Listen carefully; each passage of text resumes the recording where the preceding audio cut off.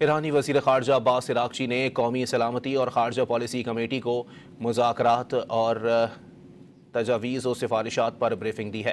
اجلاس کے دوران ایرانی پارلیمنٹ کی قومی سلامتی اور خارجہ پالیسی کمیشن کے ارکان نے جاری مذاکرات کے حوالے سے اپنے تحفظات کا اظہار بھی کیا۔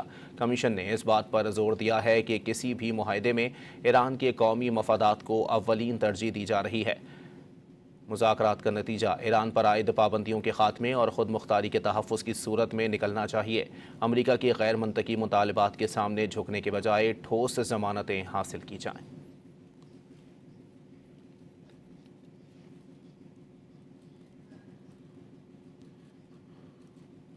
ایرانی وزیر خارجہ عباس عراقچی نے قومی سلامتی اور خارجہ پالیسی کمیٹی کو مذاکرات اور تجاویز و سفارشات پر بریفنگ دی ہے۔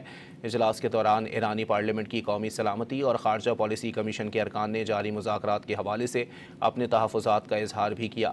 کمیشن نے اس بات پر زور دیا کہ کسی بھی معاہدے میں ایران کے قومی مفادات کو اولین ترجیح دی جانی چاہیے۔ مذاکرات کا نتیجہ ایران پر عائد پابندیوں کے خاتمے اور خود مختاری کے تحفظ کی صورت میں نکلنا چاہیے۔